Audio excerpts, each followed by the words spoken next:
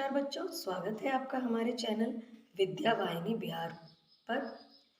हम लोग बिहार बोर्ड वर्ग 8 का इतिहास का पाठ पढ़ रहे हैं, जिसका हमने पहला पाठ पूरा एक्सप्लेन कर दिया था। इस वीडियो में मैं अपने बच्चों के लिए जो विद्यालय नहीं जा पा रहे हैं, पूरा प्रश्नोत्तर अभ्यास का बनाकर स्वयं से और उसका पीडीएफ बनाकर आपके लिए लेकर आई हूँ। तो आप लोग, मुझे विश्वास है कि इन सब प्रश्नोत्तर को अपने कॉपी में ज़रूर नोट करेंगे। तो चलिए डिस्कस कर लेते हैं कब, कहाँ और कैसे का अभ्यास। पूंजीपतियों का सबसे पहले है रिक्त स्थान की पूर्ति। पूंजीपतियों का मुख्य उद्देश्य था अधिक से अधिक लाभ या फिर मुनाफा कमाना।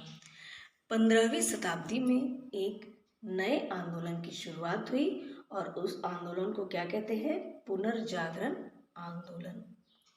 मशीनों से वस्तुओं के उत्पादन की प्रक्रिया को कौन सी क्रांति कहते हैं? औद्योगिक क्रांति।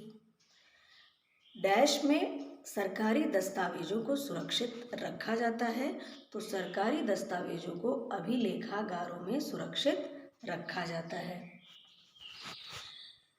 आगे है, समय के साथ देश और राज्य की किन सीमाओं में परिवर्तन होता है? तो भौगोलिक सीमाओं में परिवर्तन होता रहता है।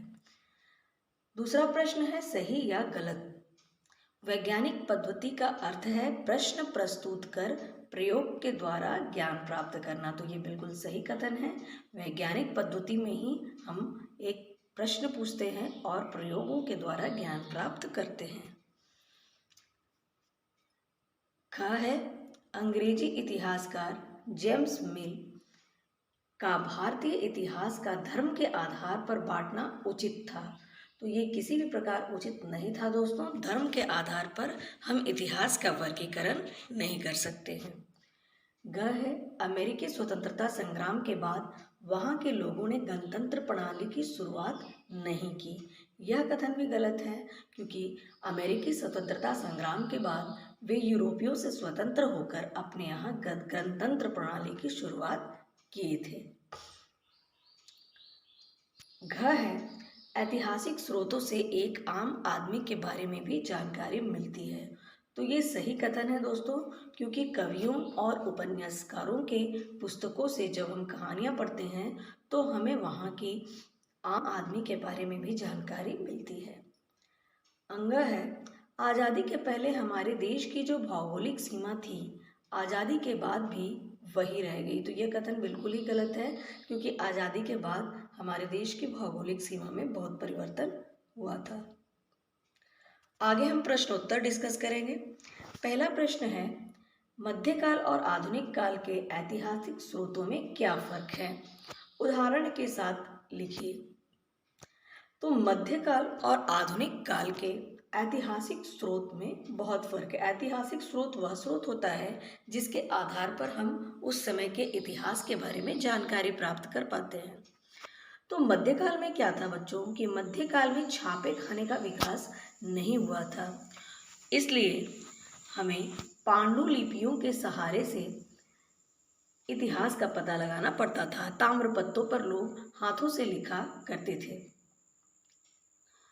और इसके अलावा हम राजा के मोहरों, शिलालेखों, मंदिर के निर्माण की शैलियों, इन सब के आधार पर इतिहास का अध्ययन करते थे। लेकिन आधुनिक काल में क्या हुआ?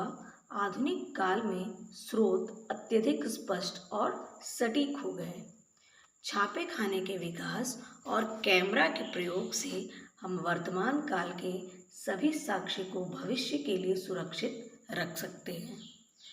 वर्तमान काल के जो भी स्रोत हैं वे हैं अभिलेखागार, पुस्तकालय, कवियों और उपन्यासकारों की रचनाएं, पुस्तकें, समाचार पत्र इत्यादि आधुनिक युग के ऐतिहासिक स्रोत हैं। और इन अभिलेखागारों और इन सब स्रोतों के माध्यम से हम भविष्य के लिए आज के इतिहास को सुरक्षित रख सकते हैं।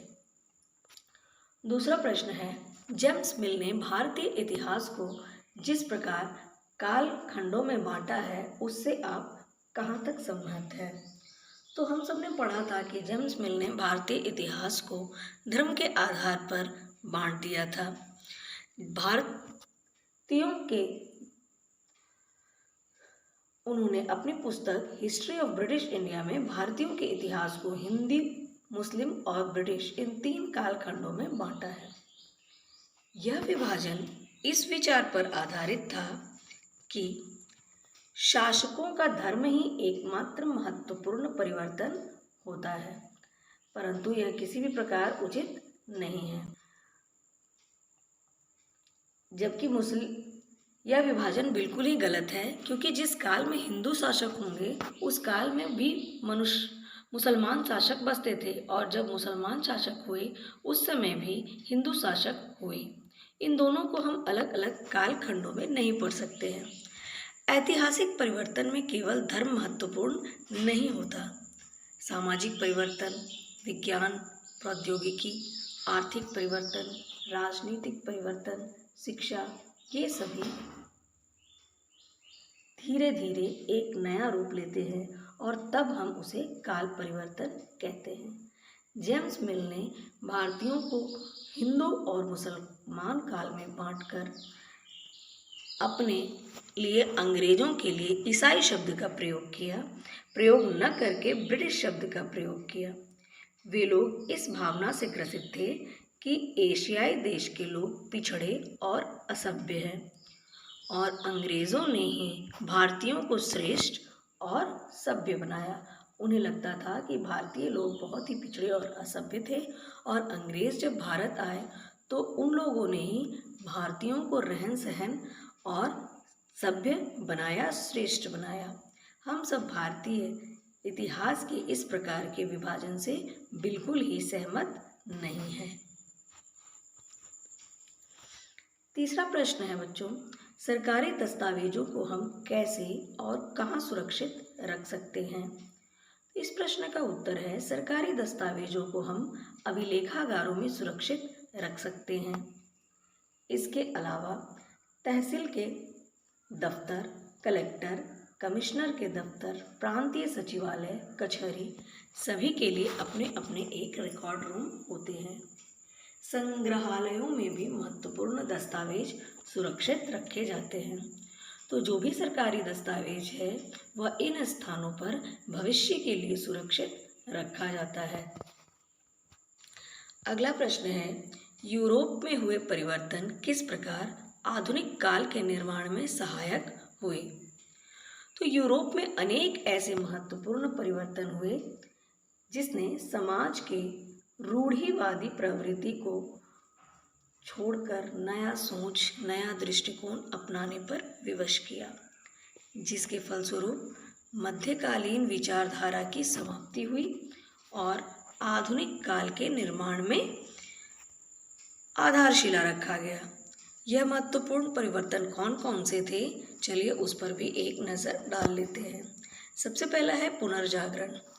पुनर्जागरण का प्रारंभ सबसे पहले इटली में हुआ था। इसने लोगों को स्वतंत्र रूप से सोचने और प्रश्न उठाने के लिए प्रेरित किया। वैज्ञानिक पद्धति का प्रसार हुआ। इससे पहले जो राजा कहते थे वही प्रजा मानती थी, परंतु इटली में सबसे पहले क्रांति हुई और वहाँ लोगों ने स्वतंत्र रूप से सोचना शुरू किया और वहाँ के शासन के खिलाफ अपनी आवाज़ उठाई। व्यापारिक संबंधों के कारण इस दृष्टिकोण का प्रसार दुनिया के अन्य देशों में भी हुआ। अगला है खोज यात्राएं। यूरोप में 15वीं शताब्दी में खोज यात्राओं का दौर चला। नाविकों और नौचालकों ने समुद्री मार्ग से अन्य देशों तक पहुंचने का प्रयास शुरू कर दिया और इसी क्रम में उन्होंने 1492 ईस्वी में कोलंबस ने अमेरिका की और 1498 ईस्वी में वास्को डी गामा ने भारत के लिए समुद्री मार्ग की खोज की थी। अब क्या हुआ? अब यूरोप का इन देशों के साथ व्यापारिक संबंध स्थापित हो गया और वहाँ की विचारधाराओं का प्रभाव इन देशों पर भी पड़ने लगा। अगला पॉइंट है पूंजीवाद एवं औद्योगिकरण का। 15वीं शताब्दी में यूरोप में एक नया वर्ग बन गया। क्योंकि व्यापार अधिक होने लगा था, इसलिए व्यापारियों के पास पूंजी इकट्ठा होने लगी। क्योंकि अब यूरोप का व्यापार पूरे विश्व से होने लगा। ऐसी स्थिति में व्यापारी अधिक धन कमाकर पूंजीपति बन गए और समाज इस वक्त दो वर्गों में बंट गया, पूंजीपति वर्ग और श्रमिक वर्ग। इस समय में यूरोप में अनेक कारखानों का भी स्थापना हुआ, जिससे कम समय में अधिक से अधिक उत्पादन होने लगा। इसे ही मशीनीकरण कहते हैं और इस मशीनीकरण की प्रक्रिया ने समाज में एक बहुत बड़ा परिवर्तन किया।